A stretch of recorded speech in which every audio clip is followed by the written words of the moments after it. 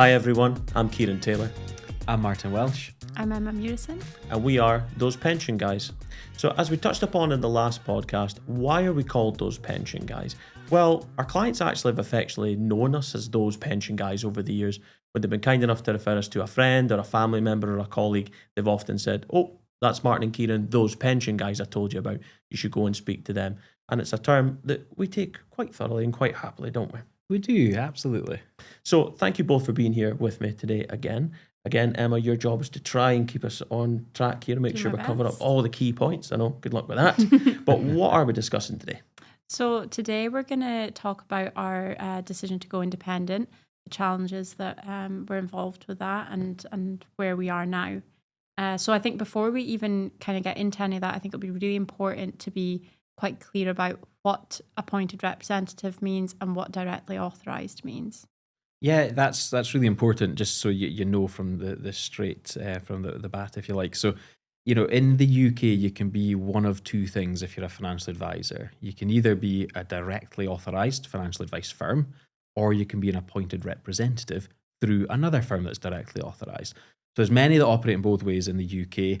And if you're an appointed representative, you work within a network who sets the rules and you work within that. If you're directly authorised, you are the end user. You have that direct relationship with the FCA.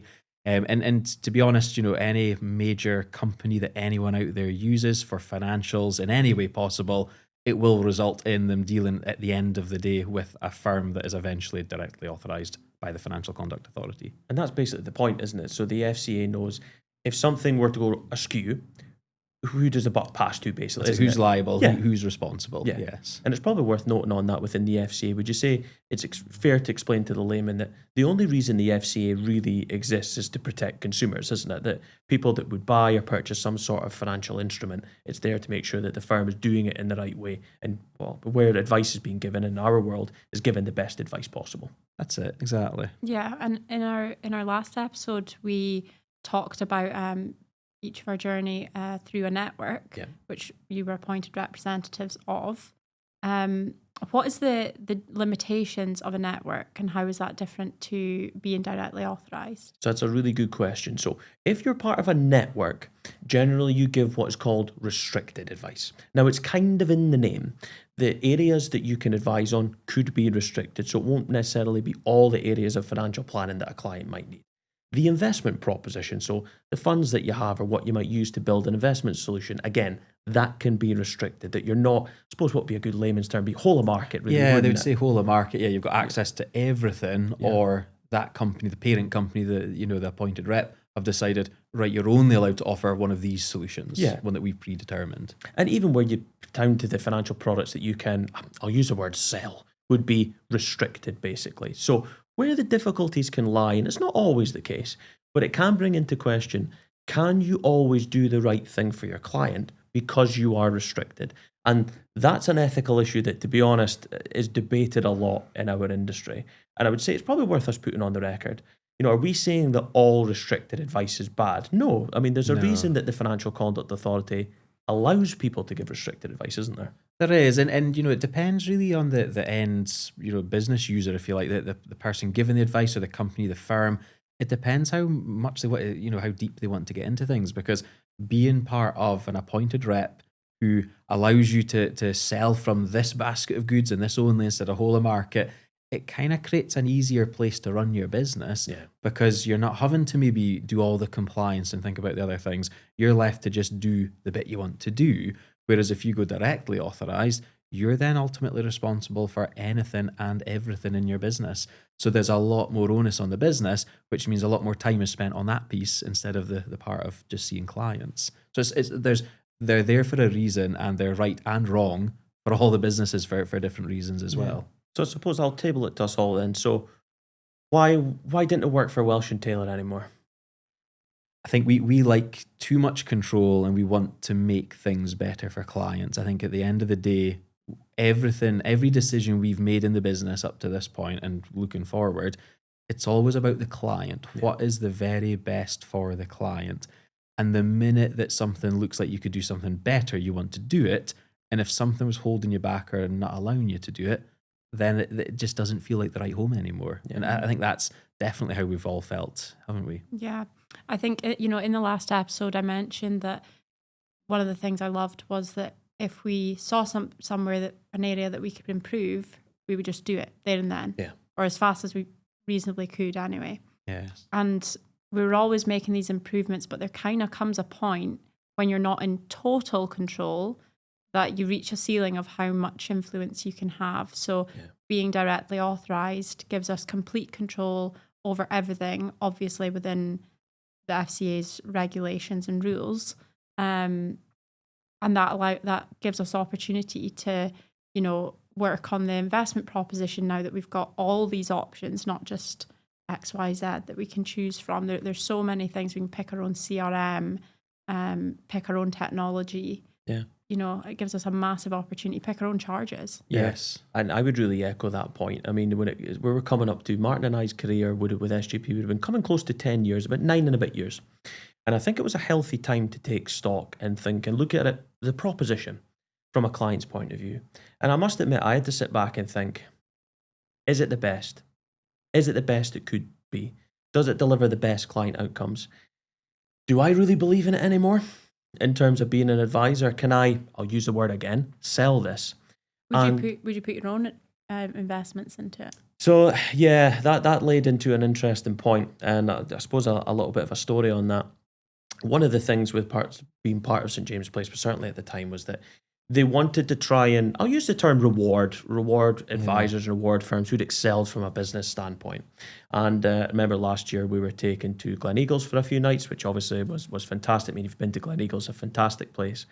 And I remember I was sitting having a dinner with another partner one night, and we were just chatting and giving, constructive criticism about the proposition and what we're thinking long term going forward in our business. And I really liked the guy, actually. I got on really well with him. And I remember in a quiet moment, I think I was tucking into my sticky toffee pudding at the time, and I remember him saying, "You know something, Kieran? I don't have my money with SGP." And I thought, whoa, go and repeat that again? Yeah, I don't have my money with SGP. Me, my wife, kids, it's with Vanguard. It's on Vanguard's platform. And I thought, how can you do that? How could you advise a client to do something that you wouldn't do yourself? But to be fair to that person, I did get to that stage myself where I thought, let's bring it back to my financial goals, to Kieran's financial goals. Do I think working within the SGP proposition would get me there? No. So it came to the point of, okay, well, what else is out there? So I suppose on that note, Martin, we'll talk a little bit about that journey, because when we decided, okay, SGP might not be the right home, what was the process we did towards deciding, well, what does the future look like? You're right, and we didn't have the answers at that point. No. We spent a lot of time for a few months really considering long term the proposition for the client, for the business. We're still running a business at the end of the day, for the growth of the company, and it really made us think about St James's Place, and if we wanted to do it elsewhere, what is that? I think, being brutally honest, we went down the track of, we'll have to be appointed elsewhere. The idea of going directly authorised looked a little bit too scary at that moment in time. I would personally say. So we went down and spoke with a few other smaller network firms to see what their proposition was. Some of them were more unrestricted, if you want to use that word. Some more restricted. And we went down and we investigated it. And at the end of the day, they were all a much of a muchness. They were all different, but they all came back to the same thing. And it wasn't until we engaged with some compliance companies and really looked at going the direct authorization route, that then really appealed to say, well, wait a minute, if you're going to do something this big, why wouldn't you do it properly? It almost felt you're half-assing it if you went just to another AR. Yeah. You might as well go, if you're going to do something, you're going to make huge changes in your business. We looked into all the reasons that we wanted to do it. If there was 101 reasons, you were only fixing 30 or 40 of them by going to another AR. I thought that too. You would ask questions from the other AR firm of, can you do this? And can you have this kind of advice? Can you have this proposition? And what can you do here with charges?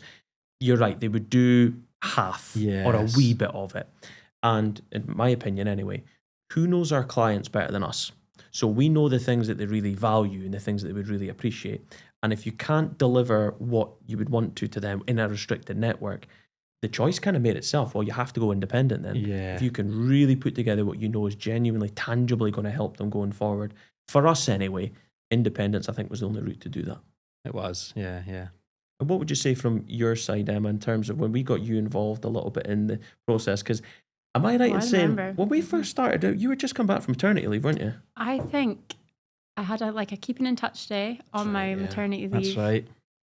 It was quite close to when I was coming back, and we went to the Marcliffe in one of the meeting rooms there, and we were planning out, strategy for the next year and everything. And I was super into it because I was bored at home. I was excited to get. Baby, I was so excited. Stuck back in. And I don't know, I could sense in the air. You hadn't said that you were thinking about going independent. And I remember going, "Are we going independent?" Yeah, you figured figured it out, didn't you? Yeah. And you were remember like, yes. yeah. And I think that was Yeah. really great that you're right, we were slowly articulating it almost to the point of, I think even you'd said, Martin, don't freak her out right away. She's only just coming back. Like, just And slow it down. It's a funny. little It's bit. almost like we thought we were going to have to sell it to Emma just because we knew it was a hell of a lot Yeah, of it's work a lot of work. to put on you for coming back. So I think we were almost justifying it and trying to put a few slides together to ease you in to say, here's all the reasons, here's what's going on, and this is what we think we should be doing. And before we got to the slide, you figured it out. Well, when I first went on maternity leave, I think a month after I had my little boy, it was your wedding. Right, yeah. And I made the mistake, you could argue, of saying to you that I wanted to be more challenged when I came back. It was a month in, I was already bored. That's it. And, I remember. Have some of this. I remember us My almost God. being offended. Right, Yeah. we're gonna have to come up with something to challenge Emma. And you certainly did. So that was So no, I was super excited though. It Yeah. was a big challenge without a doubt. Mm-hmm. A lot of work. I didn't really know exactly what that would involve. I don't think any of us knew exactly No. what it would involve. I would say that as well. When you go to start something like this, there isn't a lot of information in the public domain. I remember we tried to spend a little bit of time almost, I know it sounds quite crude, but even Googling how you do it. And there isn't really much guidance or a clear or straight answer. You really have to go out your way to find that information yourself. You did. Don't you? I do remember we spoke to different compliance companies, but there's compliance companies out there that do the regulation for fund managers, and that's very different to a financial advisor and ones that go out and do for the insurance company. So you ended up sometimes speaking to a compliance company that ultimately didn't really know what you were speaking about in the first place because that wasn't their bag. So there was loads of hoops to jump through, if you like, and try and figure out. And I remember probably some of the most valuable stuff was literally tracking down and finding people that were already directly authorised. Some had left networks, some had always been directly authorised, and thankfully just getting some time with them to really understand what do we need to know.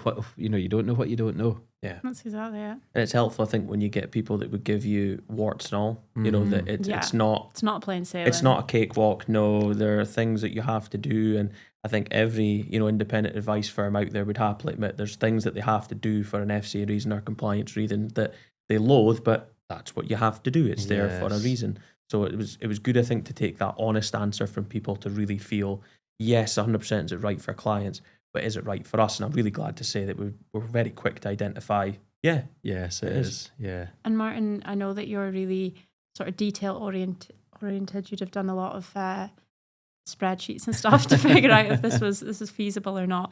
Was there a specific moment that you thought like, oh, this is the only way forward? We've got to do this. Yeah, I'm glad you said that because there absolutely was, so everything, like you say, really detail, love a spreadsheet, not as good on a spreadsheet as you, of course, but I love a spreadsheet, but I like, because the engineer might like facts, you see something, you do something, tangible. it's something, something tangible. And I remember what we done like a 10-year forecast. And there was two sides to this because one, if the business decided to go directly authorised, we would be out of the market for a while. So we've got to transfer clients, we've got to do that. So how would the business suffer? Because it's going to cost a lot of money for the company to do this initially. So when does the business get back to where it would have been? That one step back to take three forward. But likewise, on the same cash flow model was looking at, well, the charging structure, what we think we could operate the business in a fairer, better charging model for our clients. And that then allowed us to identify if we move our clients, we will save them £650,000 every year in charges. And that's only the start of it. As clients' plans grow, you take on more clients. But the minute I identified, within the first 12 months, our clients, because of the drop in yearly charges, will save £650,000 between them. That was the point. There was no going back. So all the difficult calls that we had with compliance, and we sat there sometimes thinking, where do we even start with this? There was no going back. Once we identified we could do that for our clients, it would be so wrong if we just thought, oh no, this is going to be too hard, let's not bother. Yeah. We'll have to go through with it. So that was the moment for me. The minute that we seen that number was, we've got to do this. And as you say, the cost involved in going directly authorised is large, substantial, you know. But the thing for me was obviously the saving for the clients, but long term, we're no worse off as a company. The clients are saving all this money, but we're no worse off. Which is important. You don't want us going under with all the clients' money on the platform. And I think this is a really important point to note, and we'll actually probably get into the FCA application in another couple of minutes. The FCA want to know a couple of different things. The first thing they want to know is your capital adequacy. So how do you run your business now, and what is it going to look like in future? Because to be directly authorised, you basically have to pay a tax, which is an FCA levy. And the levies are based on, it's the turnover of your business, isn't it? It's a percentage of the turnover of your company. So rightly so, the FCA wants businesses that are going to perform well so that they can pay more levies that pay into the system. That's how this all works. So as well as ourselves wanting to have a successful business, so does the regulator. That bit is important. You need to be able to answer that question. And if you can do all that while delivering an even better outcome for clients, brilliant. So on that note then, with the FCA application, how did it start, Martin? Do you remember? Oh, it's going back now, isn't it? If I remember rightly, we identified a compliance company that we did resonate with, that seemed to just get it, that had done applications before. Because, we didn't want, with the greatest respect to the three of us, it'd be the blind leading the blind. Yeah. We didn't know because we'd never done an application before. And with regulation, the FCA, they've got their own way of working, they've got their own systems. We had never had to use them before. So being able to work with a compliance company, third-party compliance company, that was the crucial point. So agreeing with them, what's the next steps, what's involved.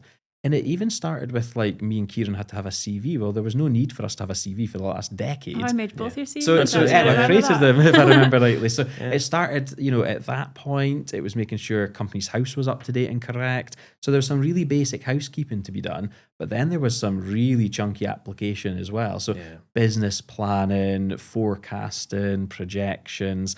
Everything you could think of. Really, anything and everything, consumer duty, process, procedures, all the things that in one way or another we were kind of already doing, but we never had to document it in a certain way. Yeah. And Emma, you dived straight into that. So you'll remember some lengthy documents there. I remember thinking, hopefully Martin's going to help me with this cash flow because I don't know what I'm doing.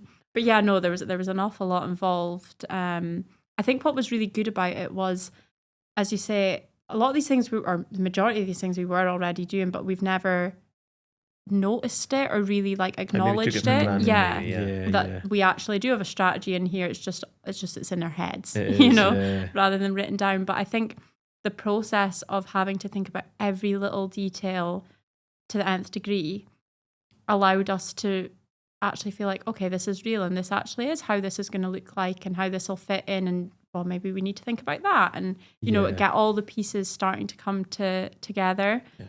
So as long and lengthy as it was, really. Do you think? Maybe as much as you. I remember there's a big section we were working on, Emma, which is about consumer duty. Yeah. So this is a principle that was brought in by the FCA that's all about good client outcomes. There's loads of different parts of it, but that's the overall riding feature. But I enjoyed it. I thought it was good because all the FCA wanted to know is, how are you guys doing the right thing by clients? Yes. And that comes down to how you work in your advice, what you do with charges, long-term value, what you determine the value of your financial advice is. And it was great because I actually gave you a chance. Pat on the back. We're quite good at that. It was a chance to sit back again and think, you know what, actually, there's a lot of good financial advice can do for clients. And as long as it's priced fairly, there's nothing wrong with that. Yeah, and it allowed us to identify, not that there was massive gaps, but there were little gaps where you think, actually, we could be doing this bit better. Or we maybe are a bit exposed here. Or are we really making sure we document this bit correctly? So it allowed us, it's one of those we were really lucky in some ways. We got to start again. We took our existing business, but technically we started again, but with all the knowledge that we didn't have 5-10 years ago. Yeah. So that was the beauty. It's a good point, isn't it? Because I remember one of my clients when we were chatting through this, It wasn't actually him, it was his wife actually that had asked, so why didn't you just become directly authorised in the first place? And I thought that was a good question. And truth being told, 9 years ago, when we first started out and all we had was the bit of paper, would the FCA have allowed you to do that? No chance. I don't think so. I think they have Probably to. shouldn't have. And Yeah. no, Yeah. and I would actually agree with that notion as well. I think you have to go and get that experience first as an advisor, but also as a firm. Pick up all these things to really understand what your clients value. And actually, can you bring that to the table, but annually? Can you keep making your proposition better? What have you learnt from before that you want to improve now? And it maybe touches on nicely that we had from the first podcast that we don't want to sit on our hands. That if there's something that we can improve, whether it's from the business or the client experience, we want to do that. Yeah. And at least with being directly authorised, you can. Because with appointed rep firms, in a way I do empathise with them. And I do so in the sense that generally they have more risk in the sense that they have more advisors. So for example, some of the biggest networks have thousands of advisors available. And it means that they kind of have to put everyone in a little box and pigeonhole things. Not because it's in the right interest of the client, but because it's a compliance risk. That they would be concerned of, well, you've got 3,000, 4,000 advisors all out doing their own thing. That's a worry. So then it doesn't really become about good client outcomes. It becomes, how do we make sure the FCA isn't knocking at our door? Yeah. And the brutal reality, large firms usually have shareholders. Yeah. So at the end of the day, unfortunately, for the right or wrong reasons, there will be decisions being made based on the fact there's a huge company to pay for, multiple locations, and shareholders, and they become potentially a priority. Yeah. Well, it's something you hear a lot in our industry now, isn't it? That I think there is a real conflict between good client outcomes and good shareholder outcomes. Yeah. And unfortunately, the two don't always marry up. Yeah. And I think that's something we wanted to remove that, didn't we? To say, well, actually, if you just have a client-centric business and if you just make decisions based on improving the client outcome, financially as a business, you'll be all right. Yes. You'll do well. The clients will refer other clients. You'll grow naturally. Yeah. But once I think you start selling your shares on the stock exchange, that becomes a little bit more difficult. And if I remember, Emma, the application overall, obviously there was cash flow, CVs, there was loads of things to it, the business plan being the biggest one. It was something like 300-400 pages long by the time we submitted it, if I remember. Nuts. I can't remember exactly, but yeah, it was a lot. Yeah. A lot. And I think having that compliance company there really helped guide us through it because we wouldn't have had a clue. No. I mean, we knew our business. But how to put it in the FCA's format and answer things correctly and all these kind of things. Make sure we filled in all the forms because, they're not 400 long page forms. There are a load of different forms that...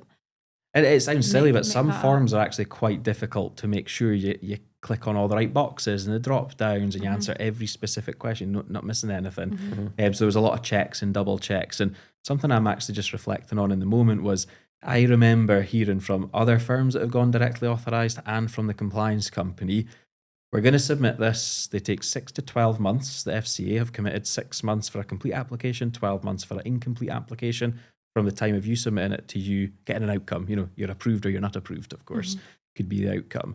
And I remember being told, don't get frustrated. They're going to come back with questions. You've given them a business plan. Every financial advice company in the UK operate to the same regulations, but they all operate differently. So, here was us prepared and ready to think, we're going to get lots of questions back and forth. Hit with a stick. And yeah, absolutely. And I remember it was on the lead up to Christmas because we submitted just at the start of November, lead up to Christmas thinking, we've still not had those questions. And then we literally got like an email with 2 or 3 really basic questions in it. We answered it. I remember thinking, it's going to be after Christmas. We're going to be hit with loads of questions. And it was amazing then when they said, right, okay, let's go to interview stage. And I remember thinking, like, is this right? Has it definitely followed the right process? Checking your junk box. Yeah. Because I was expecting, because 1 or 2 people scared me thinking like, but they came back with 20 different questions and they challenged this and that. And that really allowed me to be happy that we put so much time and effort into that to make sure it was the right proposition. But it wasn't just to tick a box. Like Kieran said, like the consumer duty, we actually enjoyed it. Yeah. There was loads of things about that application that allowed us to go and answer it correctly, do the right research, and be confident in the selection of the decision that we had made. But reflecting back, I remember thinking, now we've got interviews to go through. We need to satisfy. It must have been nerve-wracking, that. Yeah. We need to satisfy the FCA. And probably to explain to the listeners, that when you go directly authorised, there's people in the firm that have to take on certain roles, so Yeah. what was it, senior manager function that we both had to take Yeah, on. we were never responsible for that before. So you're right, it was a unique challenge that was involved in that, and you get put through your paces, but understandably, because it is an achievement to be directly authorised. It's not something that they hand out easily. So they want to know if you're capable. They want to know if you're fit and proper. I mean, basically, if you went to the toilet and didn't wash your hands, they want to know about it. It's all these things that they go into, but it's there for the right reasons. Yes. And it was that feeling of, right, where we've done this bit, but you'll remember as well, Emma, it's a bit of waiting about though, isn't there? Oh, so it doesn't much waiting all about. just Yeah. happen. And it's quite a nervous waiting around. I remember, because I've got the compliance function in the business, so overseeing compliance, money laundering, etc. And I remember having a specific interview for that, and it was just an hour and a half of pretty intense questions, going through the COBS rules, all the different compliance rules, and having to satisfy the FCA that this guy knows what he's talking about, he's going to do the right thing by the firm, and we're comfortable to authorise. And I remember following the interview, it wasn't like in the moment you got told you passed, that there was another supervisor on the call as well. And it was maybe a couple of weeks before you were then, and it wasn't like a nice big, well done, you've passed. It was just, okay, next stage is, and you're like, oh, so I guess I done okay in the interview. That there was that nervous time, that waiting around time between interviews or submitting what they asked for, where you didn't get instant answers. And we were so excited to get going, weren't we? Oh, absolutely. How many interviews did you have? So it's 2 interviews that we had. So we basically, the way to look at it is the first interview was satisfying them that you were a good business to become directly authorised. So the first interview was mainly about the business. And some really interesting questions would come up in there. So the review the forecast and make sure that you're going to remain a solvent company. You're going to do the right thing by your clients. And within that, one of the big questions that they had for us was, okay, you're leaving a big network. Your clients don't just automatically move with you. You've got to advise them to move individually. That's going to take a lot of time. They were asking, well, we need to get a feel for how many clients do you think are going to move? And you're saying, well, I think it'll be this much. And they're saying, well, okay, but how many have you spoke to that have said they will move? And you're saying, well, look, we've already spoke to a third of our clients and they're all wanting to move. And that gave them a lot of sort of confidence. It was interesting they were asking questions like that, because actually what kind of business, sense, I suppose. what business would it be if, okay, we've got no clients, but we're authorised? Yeah, it was the same with the section they call the VAS. Remember the value assessment? Yeah. That we had to remember. That's something we spent a lot of time on together as well, Emma. So they were also keen to know market research. So it was, okay, so how does your guys' VAS compare to firms in your area? Okay, that's fine. What do your clients think about it? They wanted to know client feedback. Yes. Do they think it's good? Do they think it's better than what you would potentially have right now? Yeah, okay, good. Yeah, so you had to share certain things with clients to get feedback. It's a fair and reasonable question to ask, because exactly what you said, Martin, that how could you give a nod to something that the consumer may not like? I mean, the consumer is the best regulator of them all. The consumer will tell you whether they like your product or not. Totally. Yeah. So I remember that was like the first interview was satisfying them. We are a good firm and we should be authorised. And then the second interview was much more about the compliance function within the company. So it was much more specific on policies, procedures, rules, and to satisfy them that me being in that position was acceptable and they were happy with it.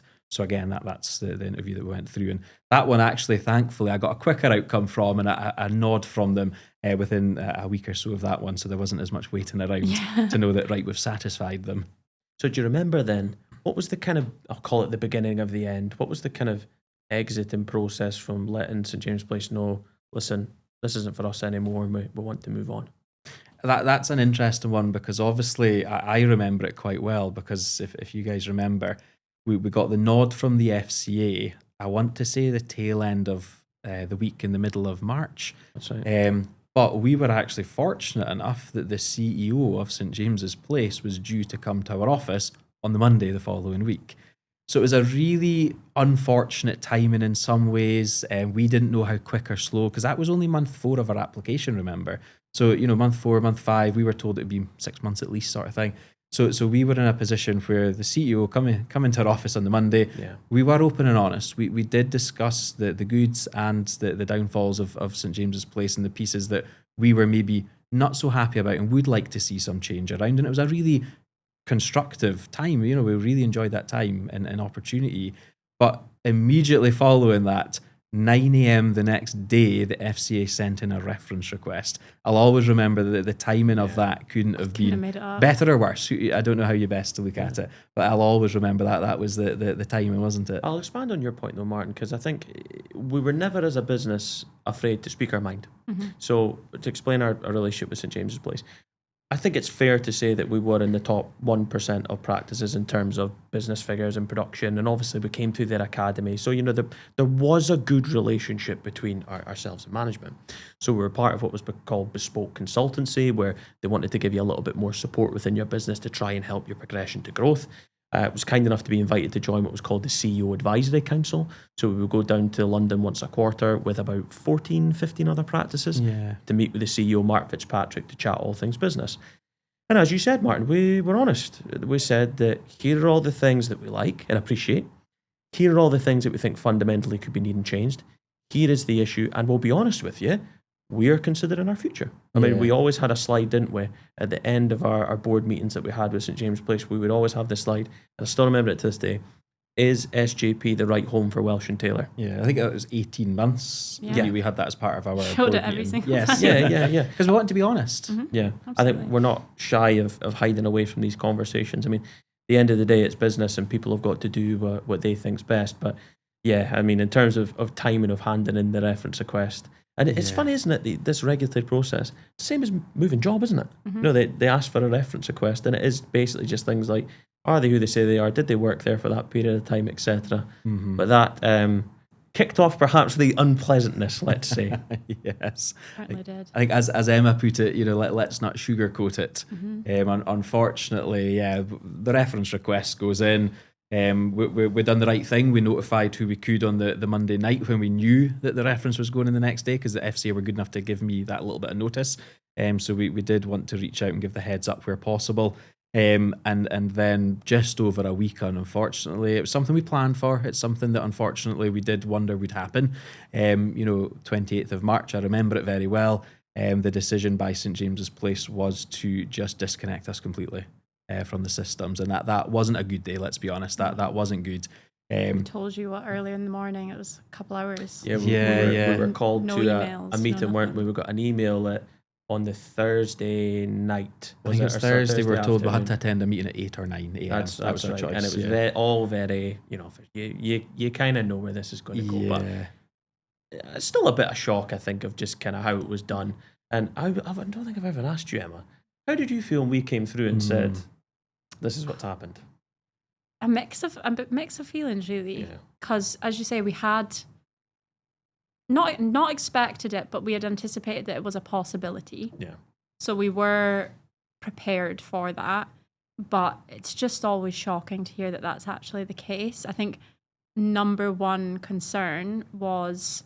What about clients? Yeah. Yeah. Exactly. Because our emails were disconnected, our access to the system, to all clients' funds, everything was just gone, literally like that. So that's the real concern. I think it was an immediate feeling of like, okay, we'd planned for this possibility, but I don't think we'd ever expected it to be so sudden that, we can't call or email our clients and tell them, even if we wanted to, all our emails are saved on the system that we don't have access to. That was wild. And then pretty quickly, so, a couple hours you're thinking like, oh my God. And then pretty quickly you're thinking, okay, so what now? Yeah, what can we do now? next? Because one thing that had been, we'd been doing all this work for the application while still running the day-to-day business. I think that's important not to forget, because it wasn't just like we had all the time in the world to la-di-da fill in these forms, So there was a bit of a feeling of like, okay, now we've got time. We hadn't been approved yet by the FCA. We're still waiting for them to, I don't think they'd received the reference request at that point. No, that's the only thing they were waiting on. So they were waiting on that, and now we've got time until they hopefully approve or not approve. Then we need to figure out the best course of action to make sure that we're making the most of the cards we've been dealt, really. Allowed us to focus on the bits we could do, or the bits we could control. And we needed time, actually. It was in some ways kind of a blessing. It was a really unfair, the thing that really hit me, though, it was really unfairly timed for our clients. You know, that there's many clients that were frustrated, unfortunately, because it was tax year end. Yeah. We had people wanting to put money in, top up, take money out to save tax allowances, and it was poorly handled. So that's the one biggest piece that I was most upset about, was because it caused harm. It caused Client you know, detriment, I mean, client at the end of the day. detriment, and that was the real shame. Quantifiable harm as well. That was the you know. real disappointing piece, because absolutely, were we prepared that they might make a decision to remove system access or prevent you doing something? Of course, that was something we had to plan for, but not as severe as it did happen in the end, and to the detriment of clients. I'll never forget that, because it was really unfair. I think that's the worst of it, isn't it? Because us, SGP, Quilter, other IFA firm, the only reason we have a job is to service clients. That should be your number one priority. That is paramount of importance above anything and everything else.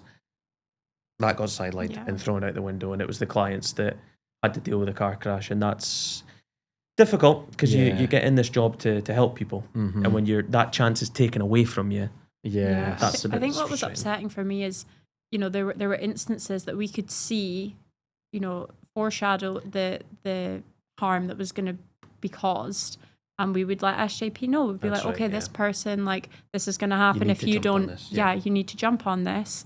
And had we had the system access, we would have. Yeah. You know, like, that's just what we would have done. All we could do was flag it up, but it was very much like, oh, well, if they're not happy, send in a complaint. Yeah. I know. Rather than it was frustrating it's not how to we would want do to business. be proactive and Yeah. to literally have your hands tied and not be able to do Yeah, anything, you know. Yeah.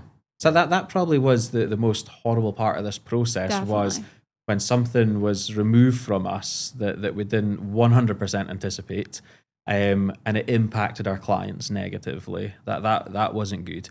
But during this process, the FCA are waiting for that reference to go back. We're waiting to get the tick to go live, because what's important to say here is the FCA don't ask for a reference until they're fully satisfied that they would approve you based on a clean reference coming back.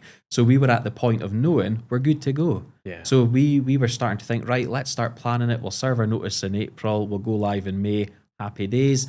We'll crack on. And during this process, everyone will probably remember, this was when Donald Trump upset the market with tariffs. Yeah. So at the time, you know, we spoke in our first podcast about being on my stagger when the COVID hit and the markets crashed. So the time your clients need you the most was unfortunately a time that we were told, nope, no system access, you're not allowed to talk to your clients. And it was a real brutal end to what could have been a really good finish with St. James's Place. And it's really disappointing that it ended that way. But And it is what it is. we initially thought it was going to be, a couple of weeks? We were told to expect it to be a couple of weeks. It was, 3 months or so? in the end? Months. Like, that's a whole quarter Yeah.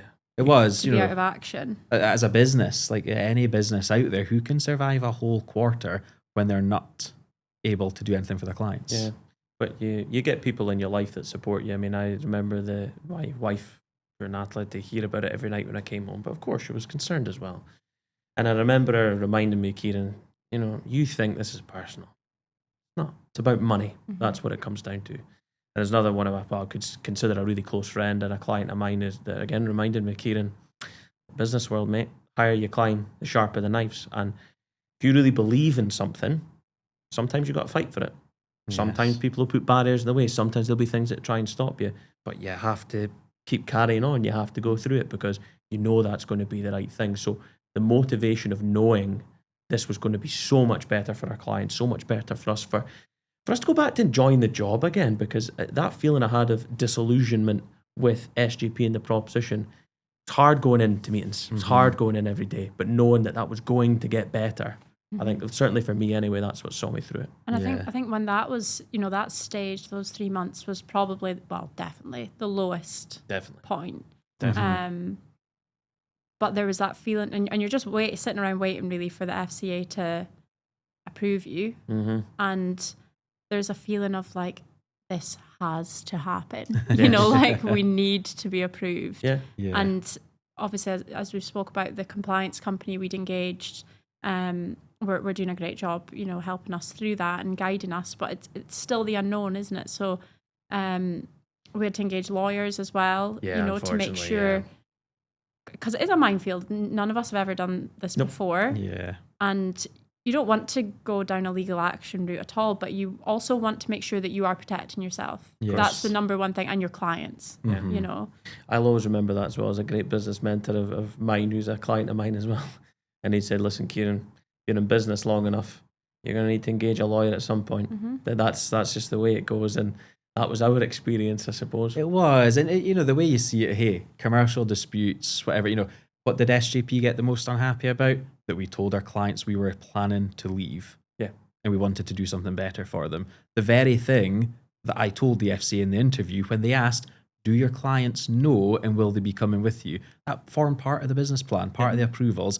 But hey, if you're a company, you make your own rules. And in their case, they believed you broke our rules by speaking to clients about leaving. And it is what it is. So that's why we engaged our lawyer. We managed to get to where we got to. We got the full approval from the FCA. And then we served our notice. We served our full notice period, even while we were in a blackout period. And believe it or not, Independence Day, the 4th of July came, and we finished with St James's Place. You know, so it wasn't like we planned that. You know, that was the FCA approval, 1 month notice period. We actually tried 28 days, if I remember rightly, and we were told no, it's 1 month. So it's almost like they wanted it to be Independence Day. Who knows? Yeah. But it was just perfect the way that worked out. The 4th of July will always be in my memory now. And you got the approval, didn't you? Obviously, it would have been the caseworker was talking to you from the FCA, wasn't she? Yeah, so it's actually quite funny looking back at when that happened, because I remember there was like maybe a 2-week period, and you know, it's a regulation, things move at that pace. There's obviously certain criteria that they need to satisfy at their end. So I remember thinking, oh, it's going to be any day now, because we'd been given the unofficial nod, but it was a week or so until we actually got it. So I remember Kieran was away to go on holiday to Greece. Your first holiday. Yeah, Ruby's first holiday. Ruby. Yeah. And I always remember how nice would it have been to get it through just before. So you can go off knowing the weight's lifted, we've got that to come back to. Unfortunately, it didn't happen. So every day Kieran was on holiday, I was thinking, right, if it comes through today. And then it did finally come through, and it was on a Friday. I wasn't in the office that day. I was looking after Connor that day at home. And I always remember it came through, and it was after Kieran had taken off and was in the air. So I was gutted I couldn't tell him first. The next person, obviously, I phoned you, gave you the good news. I don't know if you'll remember that. I was in the office, yeah. The rest of the team were in there, and Yeah. you called me. I can't remember exactly what you said, but I remember being like, oh my God. And like walking out the room to continue the call. And when I came back, everyone in the room was looking at me like, you know, so what happened? And I managed to tell them that was really nice, a really nice feeling. But yeah, it was a strange one because you should have been the first one to know, you know, and you were really the last. Yes. You were too busy in the air. Well, I still remember it's that feeling. We were flying from Corfu to Aberdeen, and it's that feeling. The holiday's over now, so you can kind of hear the grumblings on the plane. It's like, oh well, that's it for another year. So land, and I turn my phone off for flight mode, and I just see that we've been approved. So we've just landed on the tarmac, and I'm yes. And people are like, Jesus, he's happy to be back in Aberdeen, isn't he? We must have had a rubbish holiday. But the feeling was just so good that I'd had this amazing time away with the family. Because even with the stress going on, it was good because I was there. I was engaged in the moment. I wasn't looking at my phone. I wasn't really worried about things. First time in a long time, I bet. Yeah, because that was the one advantage at the time. There wasn't client things to deal with. So I was in the moment, and I loved that. But being able to come home and know that's it. You've done it. Ready to go now, and let's just go and put this to work. So it was an amazing feeling, but a deserved feeling, I think, with the work that we put into it. And a massive relief as well, because we've spent so many months. Even from the day we started our application, there's always a worry of like, what if they say no? Exactly. Yeah. You know? And it's all very well, you know, you've got a compliance company saying, guys, we do this all the day, every day. You've got an amazing application, an amazing business. You speak to, unfortunately, the lawyer that we had to get involved to say, look, don't you worry about this. This is ridiculous what you're having to go through. But you still can't help but think, but what if we don't get approved? Until it's in writing. Yeah, you're like, yeah. So, I want to see my name on the FCA register. So we've done all the planning, we had all that ready. But I think I definitely resonate back to what you said when we unfortunately got the news at the start of March, at the end of March, was it allowed you just to focus on the bit of going live. But even though you had all that time to fully prepare for it, I think very quickly the excitement turned to worry. Or maybe an hour of excitement for me before I was like, oh no, it's time. We've got a lot. Well, a client almost said that to me the other day. So it said, so I take it then your clients won't move, you just say, and it all just moves over and almost lift and shift. And Like, it's I wish. No, it doesn't work like that. So Yeah. across the clients that we've got, I mean, the time was 750. You need to give every single piece of client individual advice to rationalise why it's worth them moving. And so we're stating for the record, would it have been right for every client to move? No. No, You know, no. we'd be liable for that advice. So you genuinely have to prove that it's in your client's best interest. But obviously, that's an individual advice for every single individual plan. I mean, do you guys remember how many individual plans involved? 2,000-3,000, I many, I think. think. It was something Would like be a that. hell of a a spreadsheet. lot. Emma. Yeah. It's a lot. Yeah. Yeah. So A couple try and thousand at least. so trying to get through all that, but hey, we did it. We Mhm. made it. It was. I know. So how's that for a challenge? I know. Well, exactly. I know. We keep talking about we're going to be bored next year. And then we just get back to normal and doing the job. We're just going to sit around and do podcasts from now on. But it was incredible, you know, like looking back just before we were obviously authorised, but to build the business plan, like the time and effort that we all put in for designing the solution. You know, it's like for yourself, Kieran, like you spoke about how you did become disillusioned. You weren't happy your own family wealth was where it was. No. So you done something about that, Yeah. and that allowed you to be spearheading the solution that was our new investment proposition. Yeah, exactly. And you're right. I mean, the time we took in that, you have to kiss a few frogs along the way. So the great thing about being independent is you can deal with any independent platform that you want to. But that means you can deal with them all. So which one is the right one? So the amount of time that we spent in research, and basically what I wanted to do was a bit of a mood board of all the things that I felt were important to our clients and the things that they really valued. And the platforms had to sit within that of ticking all those boxes of what's going to deliver the best outcomes. So countless amounts of hours looking at expense ratios, charges, active, passive, ETF, looking at all these things. How can we build out a more broad investment solution? And I suppose comparing like for like, I mean, previously when we were part of the SGP platform, I mean, last to my knowledge, I believe there was 41 different assets or funds you could use being an advisor, being part of St. James's Place. Now with the new platform we work with, there's over 3,784. So what we can actually do and deliver for our clients is absolutely night and day, but you have to take the time to research that. And what I didn't want to be was, and I'll use the term being up here, an Abermonian. It would have been easy to just stay at SGP forever, moan about things forever, moan about things that should change, or you take your own destiny by your own hands and you decide, well, we'll make it better, then we'll do it. And I'm so proud of us all for making that a reality. Totally. And that's the bit that excites me when you're speaking to clients, existing or new. You know, we've designed that from the ground up. So you know you're offering what we firmly believe is the very, very best. We're not all the options. we're not using it because somebody told us to. We're using it because we done all the research and we picked the very best, and we can change it if we need to. Yeah. And it even goes back to like the back office. I remember Emma, you know, challenging you to look at the CRM systems. You know, go out there and find out all the different CRM systems that could work in our industry, and go and pick the best one. And you'll remember probably the start of that was a bit of Googling to start with. Exactly. Yeah, because we'd only ever really known one. Yeah. You know, we'd had no reason to know of other ones, let alone use them, you know. Exactly. And I think we're willing in all the different departments in the business, we're willing to ask questions and think, Everyone is, the whole team. Yeah, but why? Why do we use that? Why is that the best? Why does that deliver the best outcome? I think certain networks have what I call the true believers. You know, if the network told them that water was dry, they'd believe it. Whereas I think we always had that contrarian mindset of, well, yeah, but why? Why are they saying that? Why is the best outcome? And only when we can truly scrutinize something and feel, yeah, I believe in that, that's something you want to put forward to your clients, like you say, not just blindly following for the sake of it. So now that we are independent. It feels good to say that. It does. Now that we're independent, you know, what makes us stand out from other independent? I think it's a great question. And I think over the last 10 years, I've started to learn more about the financial advice industry and the history of it. And if you hark all the way back to the 90s, kind of pre-internet, you think about how difficult it would have been to take out a financial product. I mean, you can't, it's not like today, you could go online or Google search and you could open a pension if you really wanted to. You had to phone up the company, they would send the guy around the house, he would take the premium, sign all the forms, and that was it. And I think a lot of the industry's never moved away from that. They've got the product. They can sell you a product. And what happens is that your review or your advice becomes just on that individual product, did it go up, down, or sideways? Now, I question, does that really deliver value?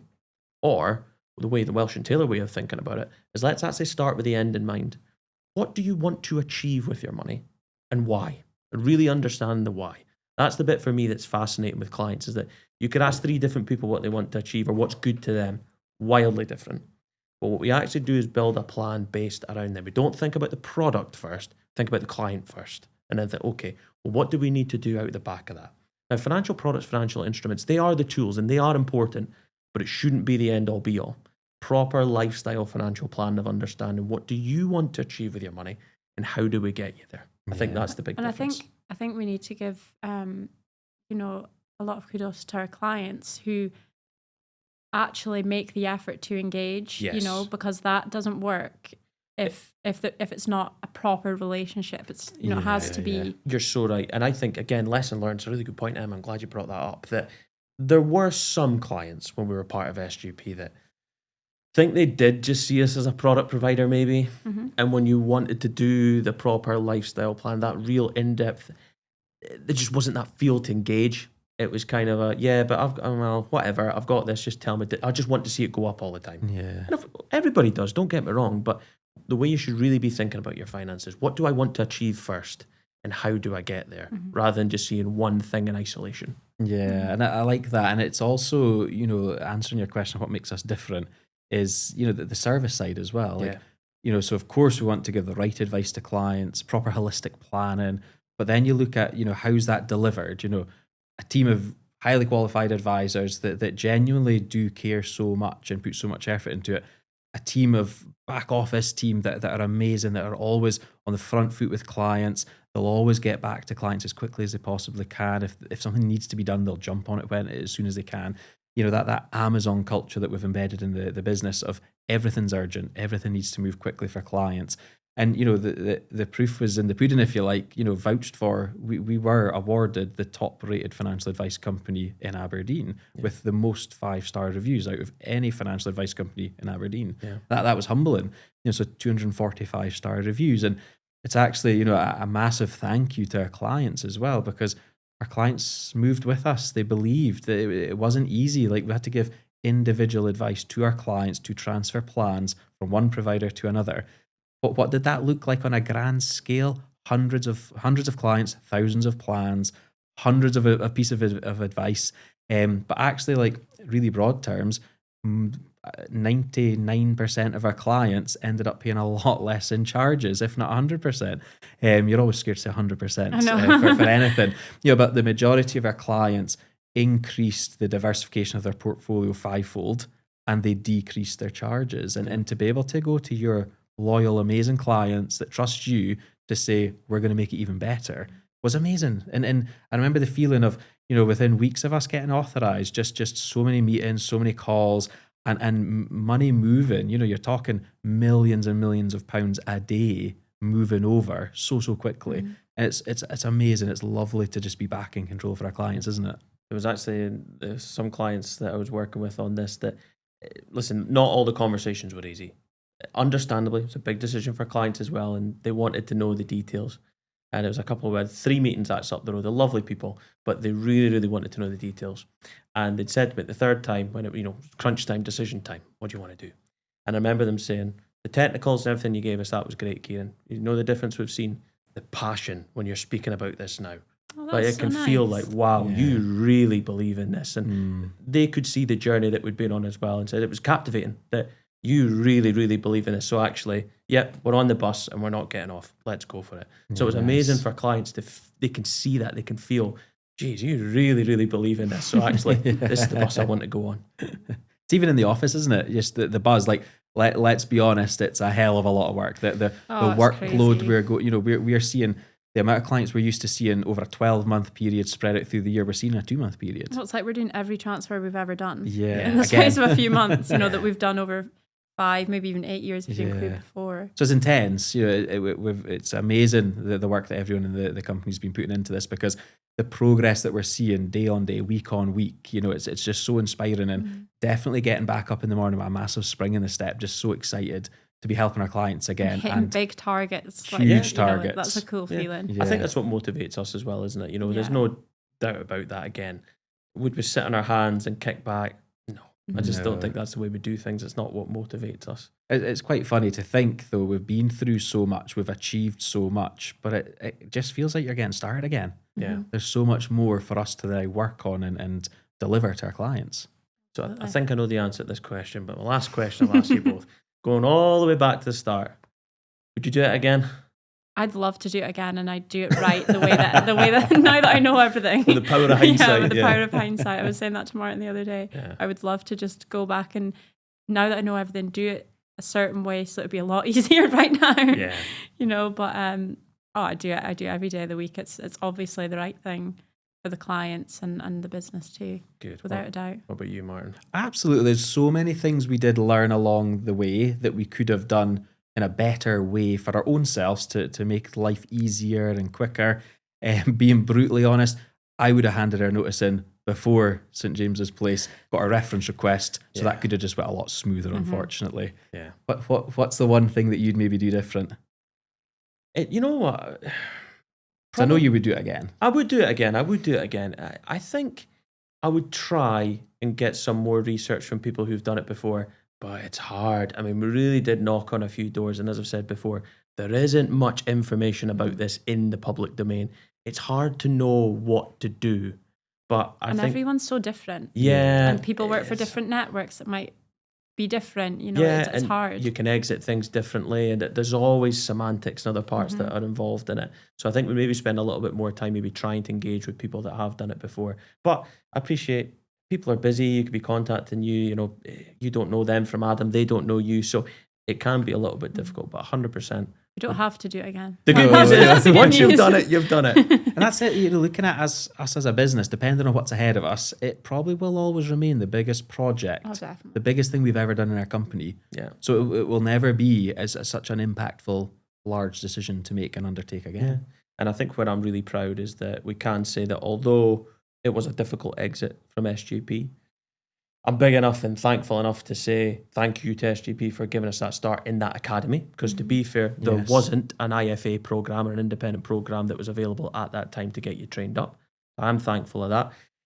It would have been nice if things could have ended on a nicer note, but that's business. Hey, it is what it is. But I'm really proud of everything we've achieved, and I'm proud that we were able to leave because we wanted to, because it's the right thing for our clients, and we were able to do so on our terms. So, Martin, Emma, thank you again for being with me again. Your insight is always very, very helpful.